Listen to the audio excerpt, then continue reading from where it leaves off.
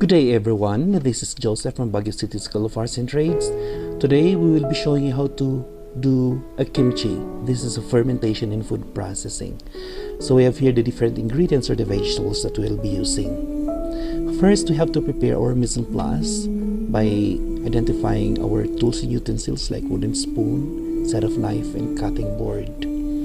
Then we also have glass measuring cup. This is used for measuring liquid ingredients when you're measuring your water or any liquid that will be used for your kimchi. And then of course we have a set of measuring spoon. This is how we're going to use to measure our salt or our other dry ingredients for the kimchi preparation.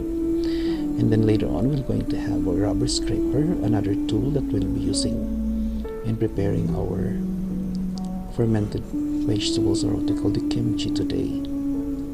And after that, we also have, of course, an electric blender. This is an electric blender. We usually use this to blend or puree the vegetables that will be used in our kimchi or the paste.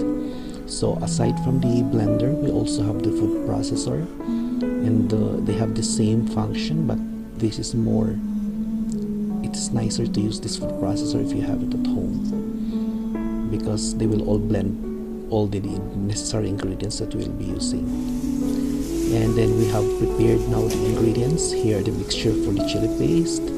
So we have the pears, the ginger, and onion and garlic to be blended all together. So first we have to prepare our cornstarch. This is our thickening agent for our chili paste. Just dilute this into water.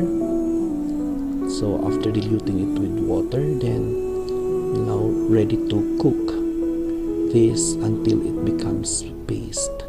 So in moderate heat only in stove. And after that become paste, you can now add the Korean chili flakes.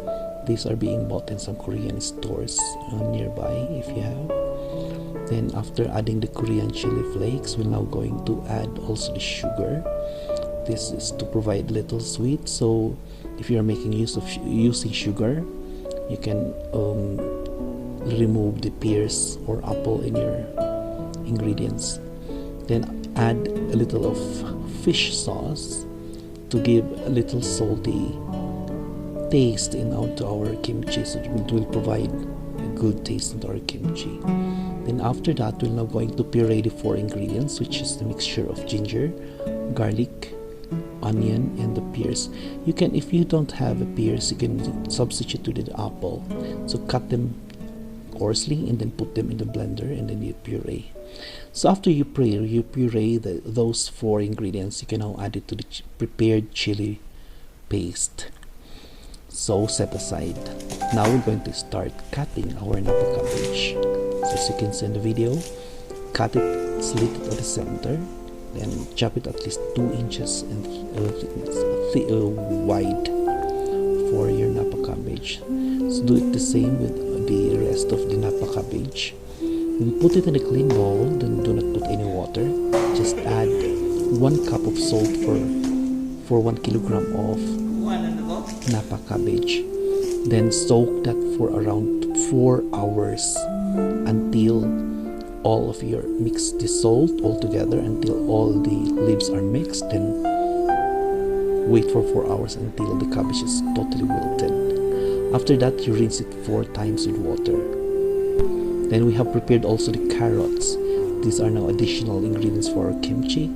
The carrots, the julienne cut of carrots. It's very nice color to be added in your kimchi. Likewise with the julienne cucumber. It will be added fresh on this prepared napa cabbage and the chili mixture. You don't need to soak that in salt. It is fresh and crunchy. And after that, we have these thinly sliced onion leeks. This thinly sliced onion leeks provides good texture and flavor to your kimchi. So aside from the onions that was being blended on earlier, these are additional ingredients that we can add. And then after that, add it to the wilted cabbage. So all together, the wilted cabbage and all those 3 ingredients into your chili paste. Then mix them all together, mash it. You can use your hand to so that you can vigorously distribute all of this chili paste into the leaves of the napa cabbage. Then after that, we have now here the prepared or mixed. As you can see, we have already the mixed kimchi in a bowl that is ready to be fermented for overnight. So you can cover that with the extra cling wrap, or put it in a like this canister, and then you can move it to your fridge for overnight, and then you can start them.